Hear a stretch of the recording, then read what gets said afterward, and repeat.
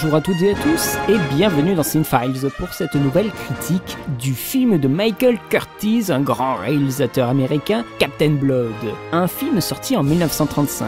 On reprend l'histoire du roman Captain Blood de Raphaël Sabatini, datant de 1922. On y met des stars pas possibles, Errol Flynn, Olivia de Havilland, de Havilland, je sais pas comment on le prononce, et Basil Rathbone. C'est un film qui a coûté $1 million et il fut un succès public et critique. Il dure 2 heures, et qu'est-ce qui se passe pendant ces 2 heures? Eh bien, c'est un médecin, le Dr Blood, qui est injustement condamné à la prison. Il s'en échappe et se fait chef de pirates. Alors j'ai découvert ce film, et j'ai découvert aussi son importance dans le cinéma. C'est un film de l'âge d'or d'Hollywood, un récit classique et romanesque. On est loin des explosions à tout va, des femmes sexy en pirates et des trésors enfouis, des combats d'arts martiaux en milieu de la piraterie. C'est bien sûr au regard d'aujourd'hui que j'ai cette réflexion, et puis nous sommes au début de cette tendance de films en mer et de films de pirates, donc il y a beaucoup de choses qui se placent avec ces premiers films. La tendance des années 30 à 60 était de faire des films de pirates, des films sur les voyages dans les mers du Sud, et l'engouement général pour les films de pirates ont été catalysés plus par Captain Blood que par tout autre film dans l'histoire d'Hollywood. Le combat sur la plage fait bien sûr écho dans le film à The Black Pirate, vous avez eu une vidéo sur ce film-là, et c'est aussi un film qui influencera une scène de Pirates de Polanski, je vous dis pas laquelle, vous verrez tout de suite. Donc c'est un film qui a été influencé et qui influencera à son tour. C'est un film assez réaliste qui essaye d'expliquer le contexte politique et social de son époque. Pas comme Pirates des Caraïbes aujourd'hui qui privilégie l'action. Nous avons un récit classique avec une chute d'un héros et une renaissance. Mais il tombe dans l'aventure vraiment par un accident de merde, mais vraiment. Mais au début je me suis dit, mais non, mais c'est pas possible. Le Dr Blood, il soigne des gens, voilà, et il soigne un mec et t'as la garde qui arrive, ouais, c'est un dissident au gouvernement en vigueur, donc tu n'as pas le droit de le soigner. Et l'autre il dit, mais je suis un docteur. Mais t'es là, donc t'es un des leurs. Ouais, mais il passait par là, quoi, il fallait bien que je le soigne. Ouais, mais t'es un des leurs. Alors que le mec, il a juste fait que soigner. Et parce qu'il faisait son boulot de médecin, on le vire et on le met en prison. C'est vachement troublant. Et dans la première partie du film, ce n'est pas du tout un film de pirates. Je croyais que Captain Blood, rien que le titre, je pensais qu'on serait tout de suite dans le monde de la piraterie. Mais non! On a toute une partie sur l'esclavage. Pour moi, Captain Blood, ça m'évoquait le film de pirates, de A à Z. Mais en fait, pas totalement. Et donc le film, il m'a vachement surpris. Il faut attendre un sacré moment avant de voir notre film de pirates. Alors en attendant, Captain Blood, il est en captivité pendant un sacré bout de temps. Il est au marché des esclaves, il y a une femme qui l'achète pour son bon plaisir. Non mais c'est vrai, parce que Blood il est quand même bien foutu, mais Blood lui il veut rien avoir à faire avec cette femme, donc il essaie de l'éviter parce qu'il est extrêmement gêné, parce que personne n'achète un homme. Voilà, il y a après une mission d'évasion, voilà, tout un truc. C'est vraiment un film qui va en ligne droite, il n'y a pas de détour, pas d'histoire supplémentaire, c'est vraiment on a des batailles et tout ça, et là je trouve que c'est très juste. Il y a un pirate qui dit ah mais c'est héroïque. Et il y a Flynn qui arrive et qui dit « Non, c'est épique !» Et moi, je trouve que c'est tellement bien, je me suis trop marré quand il disait ça, le mec. Et il le dit vraiment avec conviction, et on dirait qu'il faisait la promotion du film. Voilà, c'est un film métaphorique qui parle de lui-même, ça c'est trop énorme, quoi. On traîne un peu au début, et je l'attendais peut-être plus divertissant, c'est ça. Je m'attendais à plus dans la piraterie, mais c'est peut-être que ça manque d'ampleur, d'opulence, par rapport à, par exemple, un autre film où Flynn joue, c'est Robin des Bois, qui lui a beaucoup d'ampleur. Et bien ici on l'a un petit peu moins, parce que justement Flynn est un héros d'action, et pendant la moitié du film il actionne pas beaucoup, le Flynn, il est emprisonné, donc il y a ce déballage d'action qui est retenu, et ça nous frustre un petit peu aux spectateurs, donc attendez-vous peut-être à être un petit peu frustré. Et tiens, parlons un peu des acteurs justement. Le gros risque de la part de la Warner était d'engager Errol Flynn pour un premier rôle, alors qu'il n'était pas connu, parce que le film est très concentré sur les personnages, et donc il fallait quelqu'un qui assure tout simplement. Donc Captain Blood fut le film de Flynn qui fit de lui le film qu'il fit qui fit de lui une star. Eh ben, je ne ferai plus des phrases comme ça. Qu'il établit comme le successeur de Douglas Fairbanks. Il joue très bien le Flynn. C'est un style bien théâtral, hein. Vous le sentirez vraiment dans le film. Le mec avait 26 ans, avec une gueule de star, charismatique, jeune rebelle, impétueux et impédant. C'est un médecin qui devient un super pirate. Je trouve ça un petit peu gros. C'est vrai, il devient un pirate professionnel, sachant parfaitement bien manier l'épée. C'est un peu rapide. Après, il est vraiment dans la lignée de Douglas Fairbanks parce qu'il a un enthousiasme exagéré, une marque gardée du film muet. Mais à la limite, ce n'est pas plus mal. Ça garde un côté divertissant au film. Nous avons un héros éloquent avec un magnétisme sexuel. Notre acteur comble le vide laissé par Douglas Fairbanks, mais aussi par Rudolph Valentino, qui est aussi un autre lover, un mec aussi assez charismatique. Et il est confronté à Olivia de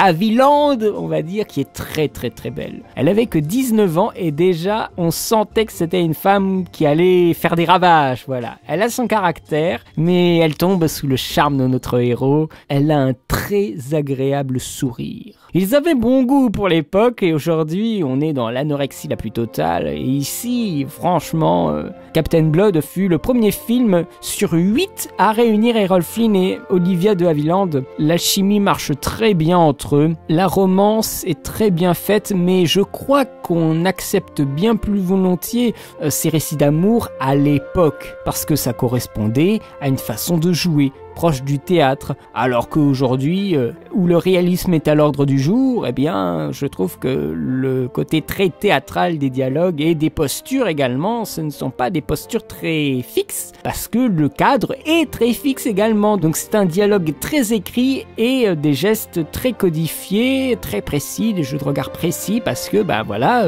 l'acteur il fait ce qu'on lui demande, alors qu'aujourd'hui l'acteur il va n'importe où et c'est la caméra qui doit suivre l'acteur, et ça pose vraiment un gros problème aujourd'hui, alors qu'à l'époque il y avait une espèce de pureté, j'ai envie de dire, de l'objet cinéma qui était vachement agréable, alors qu'aujourd'hui on est dans une espèce de délire. Non mais c'est vrai, c'est intéressant de voir les anciens films pour se rendre compte à quel point aujourd'hui le cinéma a dégénéré. Après c'est une dégénérescence dans l'air du temps, j'ai envie de dire.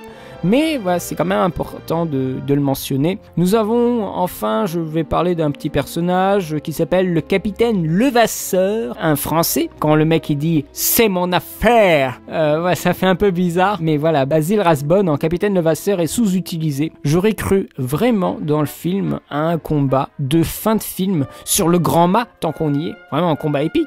Mais voilà, c'est un combat sur la plage, donc qui renvoie à, comme je l'avais dit, au film The Black Pirate. Et ensuite, ben, on a tout l'équipage, qui n'est pas forcément composé de brutes, mais de dissidents politiques, puisque je vous le rappelle, Captain Blood était esclave, donc il a emmené tous les autres esclaves avec lui pour former avec lui le bataillon. Et c'est génial parce que ça amène à des grands moments de démocratie dans l'univers de la piraterie. Les acteurs sont bons, mais ils ont tous une fonction. Mais je trouve qu'ils sont vachement oubliables. Bien sûr, sauf les acteurs principaux, qui sont loin d'être oubliables. Mais je crois que sans eux, je ne pense pas que Captain Blood serait un film connu, reconnu aujourd'hui encore. Et bien sûr, on a, ça je vous le donne en mille, nous sommes dans ces années-là, les États-Unis contre l'Angleterre, encore une fois, ces méchants Anglais. Une tendance à Hollywood à cette époque était de mettre les Anglais dans les rôles de méchants. Et ici, par exemple, le juge, très clairement, et on le sent dans les accents. Tous les méchants ont des accents, soit les Français, tant qu'on y est, soit en anglais, et les gentils ont des accents américains.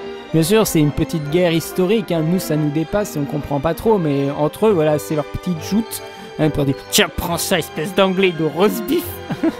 C'est quand même une tentative vachement ambitieuse, voilà, de mettre des acteurs débutants, mais dans un film réalisé par un réalisateur aguerri. Aujourd'hui, c'est plutôt l'inverse. C'est vrai, on met des acteurs pas possibles dans des films réalisés par des gens, franchement, mis à part quelques publicités, ils ont pas fait grand-chose. Donc, à l'époque, il fallait, voilà, être un très bon réalisateur pour maîtriser et faire comprendre à ces petits nouveaux que, voilà, il y a un style à avoir. Et bien sûr, ce sont aussi des réalisateurs qui vont les façonner façonner et les faire rentrer dans le milieu. Et ça, c'est aussi presque plus rassurant d'avoir des jeunes acteurs qui travaillent avec des grands réalisateurs. Et ça, c'est une force aussi de Michael Curtiz qui a pu faire ressortir le meilleur de ses acteurs. Et dans un film qui arrive au beau milieu de la crise. Je vous le rappelle, crise économique 1929. Donc les films sont revus à la baisse. Et le parlant provoqua des difficultés techniques. Et donc, le film, il a souffert de petits problèmes. Et comme si c'était juste... Là, je vous parle de problèmes financiers ou techniques, mais il y a aussi eu des petits problèmes d'un autre domaine.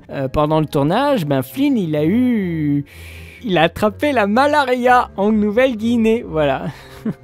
Oh, le pauvre. Non mais voilà, ça reste un film très classique, on regrette, ça vous allez m'entendre le dire encore quelques fois, que le film d'aventure n'est pas en cinémascope. Ici nous avons un format 1.37, tout simplement parce que le cinémascope c'est dans les années 50, et là nous sommes très loin des années 50. Nous avons des choses classiques de cette époque, filmé en noir et blanc bien sûr, mais ça reste un film impressionnant avec des décors et costumes assez réalistes, mais des angles des fois un peu étranges, et on travaille la lumière vraiment énormément. Il y a des ellipses avec les cartons pour expliquer et faire la transition pour des situations qui mettraient bien sûr trop de temps à être expliquées dans de véritables scènes tournées, et il n'y a pas assez d'argent pour parler de ces scènes, et donc voilà, on met des cartons avec de l'écriture et des fois au beau milieu de l'action. C'est vachement choquant d'ailleurs. À un moment il y a un bateau je crois qui arrive et qui commence à attaquer un port, et hop t'as un carton, bam, mais laisse-nous regarder l'action, mais non, il y a un gros carton.